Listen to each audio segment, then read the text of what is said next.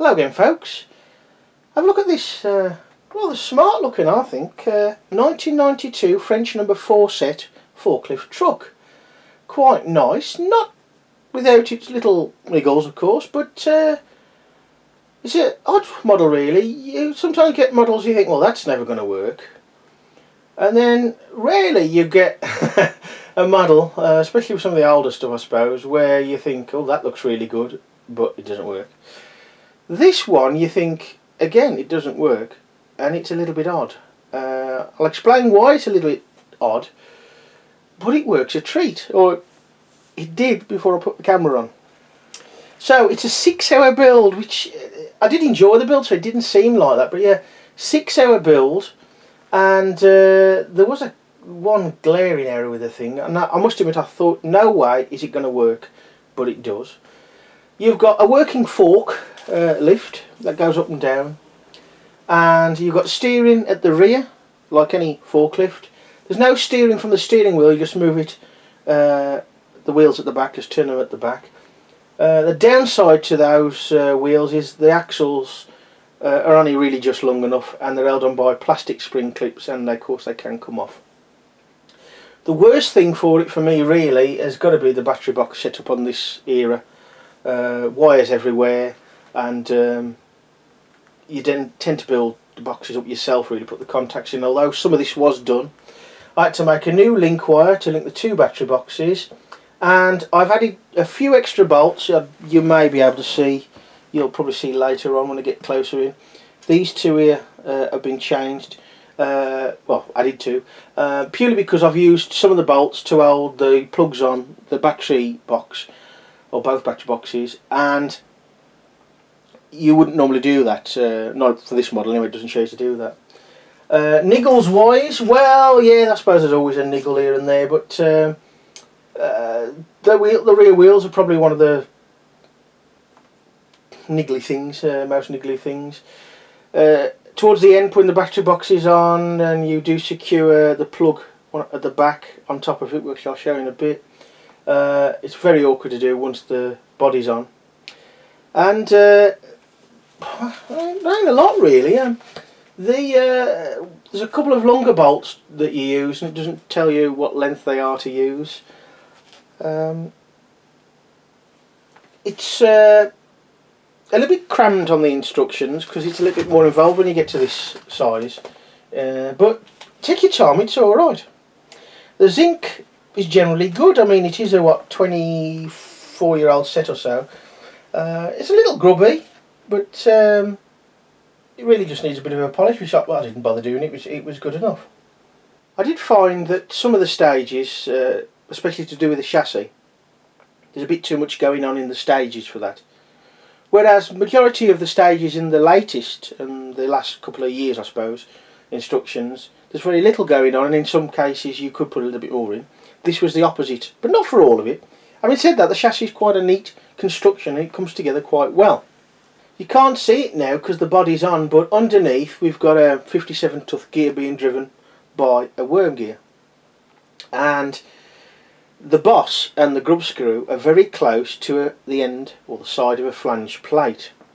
Now, the way it's built, you can't fit the motor and its whole assembly in square on with the chassis, square on front to back. It's a good job, because if you did, that gear would get stuck, because even though it's a short grub screw, it does slightly protrude, and to be honest, it's about as close as it can get to the flange plate without actually touching it as it is. So what you find is the body is actually just a fraction skew-if, and the body itself, it seems a little unfinished at the back. I'll do some close-ups in a minute. It's a bit of a difficult one to video because it's too tall, and videos being wide angle mostly nowadays. So there is scope to improve it with set parts by using washers here and there, and I have done in places. There's plenty of washers left over in the set, and nuts and bolts, standard versions anyway. So it does come together alright. It's certainly a little bit fiddly at the end with the battery box, but it's quite a neat model. Right then, let's have a little bit more of a closer look, and I'll show you the biggest error, or where the biggest error was. Now, during the construction, you assemble the chassis together and you put these 11L strips along here, these ones down here, along the side. Same the other side, and you widen the chassis, and as you can see, for example, these sides bolt to those, amongst other things which you can't see from here. The instructions show that this 9L strip that supports the cab roof and some of the structure of the bodywork, this actually sits 1L further down, so the lower fixing bolt is through that hole is where that bolt is now. Thus it protrudes approximately ½ inch down. Yet there's no gap, and that's a solid strip. So how do you put a solid strip through another solid strip? So that is the worst error, to be honest. Features wise then, the body's okay, a little bit higgledy-piggledy at the back. I've put the string on there just to tidy it all up. Of course you do use string to connect to the fork, and that was the bit that was left over. I've just rolled it up and tied it up just to keep it from catching, really. There's too much really, but I don't want to cut it down just in case I need more length for the next model. We've got a seat. Steering wheel doesn't do anything. These tyres are quite nice, still quite rubbery even though they're knocking on now, and it's rather neat really. It's one of them ones you think, no, is it going to work, and I have had to fiddle with it. Mainly because it's been used before, only slightly, so these strips needed a little bit of general straightening there, these 12.5 inch strips, just a little bit. So look underneath then, so it doesn't fall apart when I do this, and I'll show you how it works there. Now here's the steering here, the simple steering there, all using lock nuts on this model, and you can see the battery box is going in the way a little bit there, but it's okay. Does hold it still, but they do move around on these spring clips, so if you've got any more sets and you've got some brass collars, use those, and in fact probably even the rubber grommets will do a better job than those. And this gear here just acts as really a collar really, more than anything, to hold this all together. A little bit of a drum, and that turns, pulls or pushes the string through along here. That doesn't pivot in there, the rod up there, nor the one at the top. It just rolls over the top, which is a shame. It would be better if it did pivot. And lifts the fork up and down. Now, partly because it's used parts, and partly because it required a little bit of tweaking, the fork worked very well, and I haven't lubricated anything, but the fork worked really well except coming down to about here, where the bottom is coming down to about here. And what was happening was, because it's only secured at the top, it tends to flap a little bit, as you can see. Now it might have been better if the actual connection for the fork was down the bottom, but anyway, I looked at it, and what was happening was that the bottom here, the forks, were just about here, falling inside the strips, the runners, and getting jammed. So I thought, what can I do with that? Bear in mind, I don't want to add anything to the set, otherwise it's a failure, or the model is a failure. So all I did was, the nuts at the side here, you're going to have a look at this closer, what you think. Yeah, the nuts there that hold the forks on there, I just turned them so the pointed section of the nut was sticking out, doing both sides, and there's just enough to stop it falling in. There, just enough. It still was a bit stiff, so what I then did was just have a look at the straightness of these strips. They're not perfect now, but they go in a bit at the top and come out again and go back in, so just trued them up a little bit, just pulled them in a little bit, and it's fine. Just before I'll show it, or hope to show it working, earlier on I said it was a bit awkward to fit one of the plugs onto the back of the body. Well, it's all in behind this here. You've got a double angled strip there, you've got the top of the bodywork there, the battery boxes are in the way, you're supposed to fix that on the top, so needless to say I had to undo a few things and move things out of the way. Got there in the end.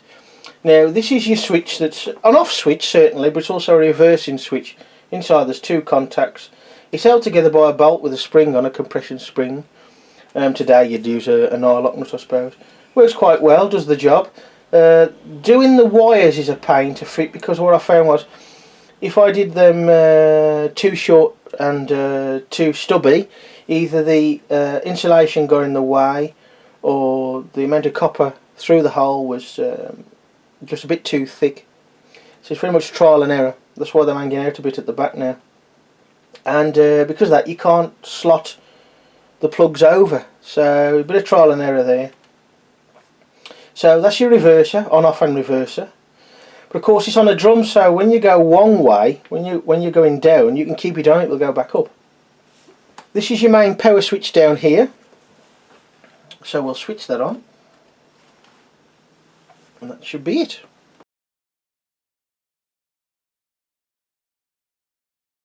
Which way? Let's try towards the back. There we go. A little bit squeaky, of course. Works quite nicely.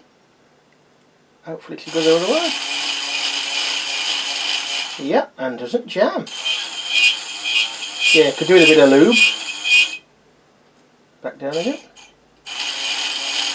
Obviously back down, gravity assisted, of course. Now it doesn't pick up a lot. If you had a bigger drum it would.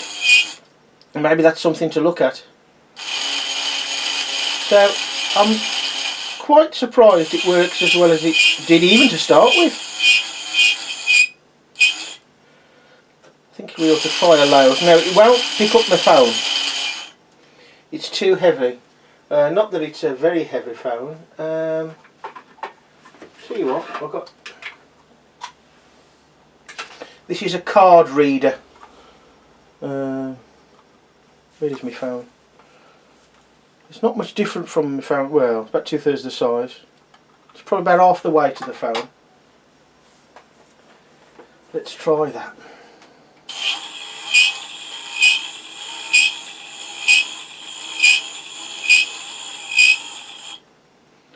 So yeah, it works. It will lift stuff up. It does need some lube.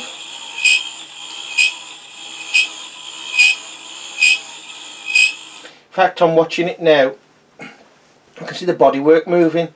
With the load on, it's pulling on it a little bit more. And I think the grub screw I was telling you about is just catching the flange end of the flange plate. So, of course it'll wear a little bit the more I use it. Perhaps I'll drop a bit of grease on that. Which is a shame really, that's the only real, you know, it's so close, it's unbelievable. It's either just missing or is, in this case, just touching, but it still works alright. Very nice, it's quite nice really, quite a good performer. It doesn't deserve to be really, but it does, it is a nice model, and a decent set parts wise though. It really is a decent set. And in fact, underneath the board here is the remains of the box, because the box itself was pretty poor, so the cardboard bit's gone in the bin, the spare parts have gone into the stash, and the box is being utilised, the polystyrene is being utilised for the box now, to bring the stage up a bit if you like. So there you are, 1992, number 4 French set forklift truck. One that perhaps shouldn't really work, but does rather well. Bye for now.